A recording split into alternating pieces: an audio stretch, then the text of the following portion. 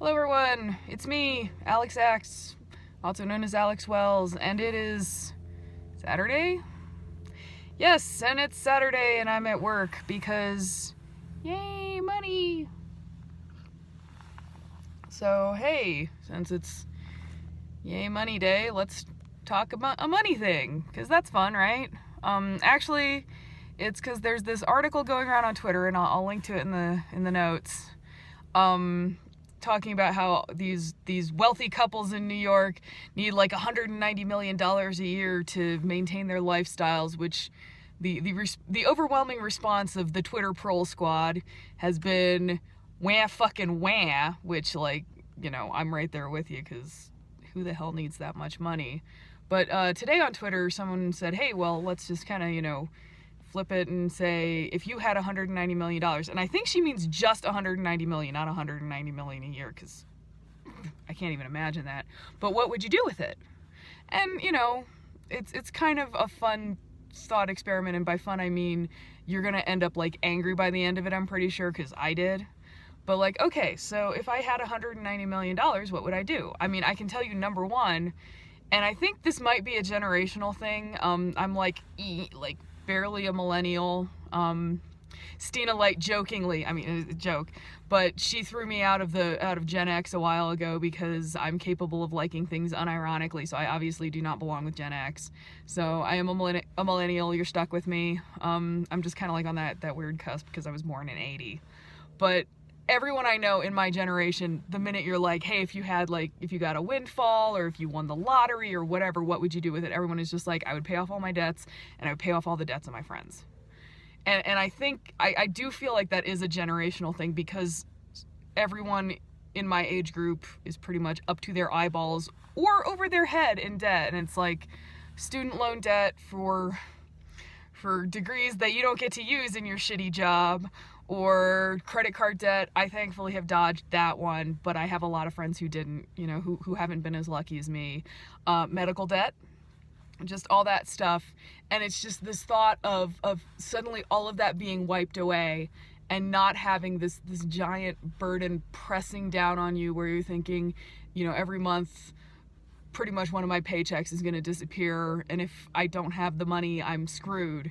Like, not having to worry about that or think about that stress is just such a phenomenal thought.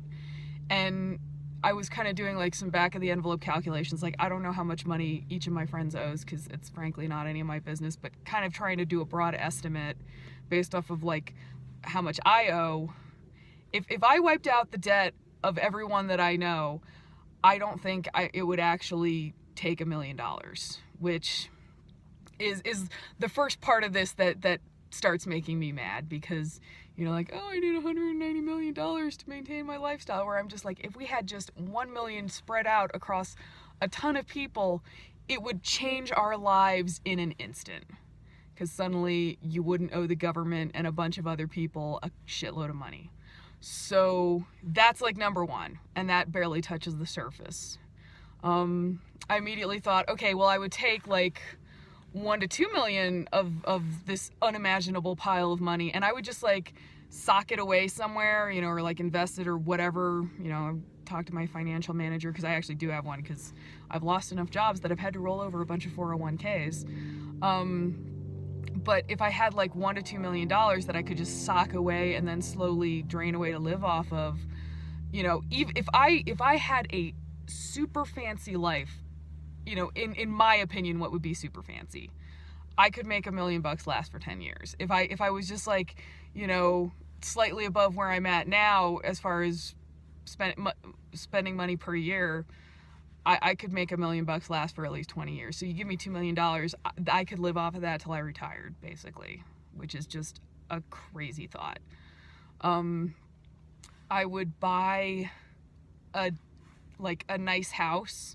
And to me, you have to understand that a nice house is like a $500,000 house. That's like a super fancy house. Maybe if we're getting like really crazy fancy, like $1 million house, but I would be happy in just, like a decent fancy $500,000 house. And I would buy a house for my friends who don't have homes, and are kind of doing the getting screwed in the apartment renting game if they wanted them. So that could take up a little bit. Buy a car, because I don't own a car right now, and it would be nice to have a car. I just can't afford it. And if I could buy any car, I'd buy like a plug-in hybrid and then put solar panels on my fictitious house so that I could just basically run my car off of the sun when I'm not having to drive long distances, because that's, very environmentally friendly. Oh, I could get my friends solar panels on their houses. That would be pretty cool too. I'd go on a nice vacation, and you have to realize that for me, like, a fancy vacation is where I stay at like a cheap hotel instead of a hostel. So, and then maybe I'd fly like premium economy or occasionally business class if I was getting super fancy. So like, just travel, like that would be really cool. I'd send my parents on a really nice vacation, maybe some of my friends. And that's when I start kind of running out of ideas.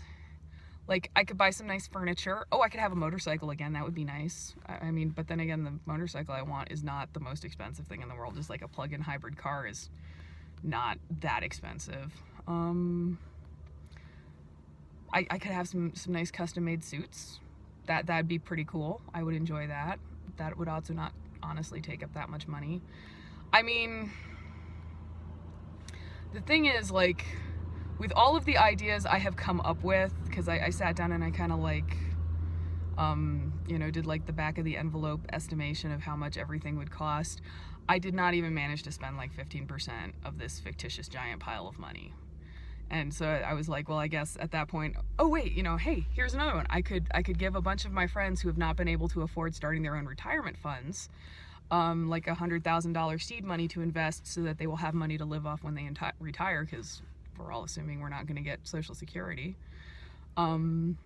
So anyway, like, even with that, I could not blow through more than 15% of this. And at that point I would just be like, let's give the rest to charity, because there are people who, let's wipe out a bunch more people's debts. Let's do something that will improve the life of a lot of working class and working poor and other people who desperately need the money. And I guess that's where I kind of started getting a little like again, because it's like, okay, so the reason I write about working class people mostly is because I literally cannot imagine how wealthy people live. Like, I was sitting there going, oh, I could buy like some fancy furniture, which I would still buy at the cheap furniture store, but it would be like not on clearance. That's my idea of fancy. So it just blows my mind how you could manage to spend that much money and need that much money every year.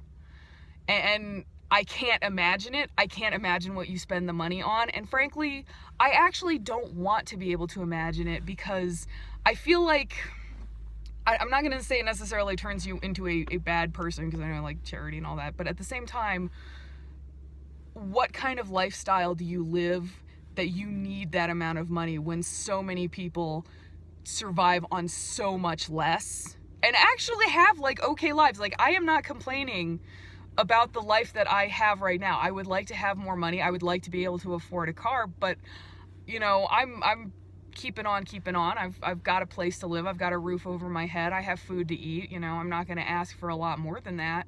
So it really upsets me on a deep level that, there is such a wealth disparity that I cannot even imagine what it's like to be at the top.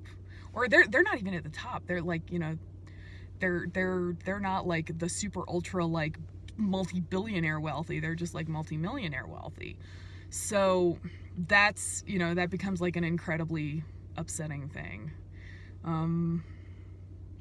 I could have a house, not a housekeeper. I don't want a housekeeper, but I could have a cleaning lady. Like, so the most I've ever made in my entire life in a year is $96,000. That's when I was a petroleum geologist down in Houston. And I was actually on the lower salary end for a geologist because I was working at a servicing company, but it was work that I really loved, so I didn't care.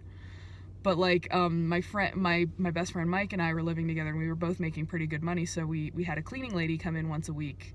And I guess, like, judge me if you want to, because I mean, that's, like a kind of bougie thing to do maybe. but we'd pay her, I would say we paid her like $40 to $50 an hour to come in for 4 hours and just like unfuck the house once a week. And that was so amazing because we both hate cleaning and we're both terrible at it, and the house would be livable, and it was lovely. Like, I would totally do that again. And, you know, as long as I'm paying someone a good amount of money in a non-exploitative way. But like, just, you know, stuff like that, and that's where my imagination just fails. Like, I cannot imagine what more these people need, other than apparently they need to maintain 2 vacation homes, which is another thing that fills me with fury, because I think it's obscene that anyone owns more than one house when there are so many people who don't own house, don't have anywhere to live at all. Like, they're living in their car under a bridge, or they don't have access to clean running water, or things like that. So, I mean, basically what I'm saying is we should liquidate the upper classes and redistribute their wealth to the people who it will make a massive difference to just have like even, you know, 0.1% of that. So, hey, if you had $190 million, what would you do with it? I guess tell me down in the comments, and if you enjoy my vlogs, subscribe and do the like thing. I know I should have been saying this the whole time, like, but I'm in many ways super bad at self-promotion. So anyway, thank you for joining me on this Saturday when I have to be at work, but hopefully you don't. And I'll talk to you on Monday.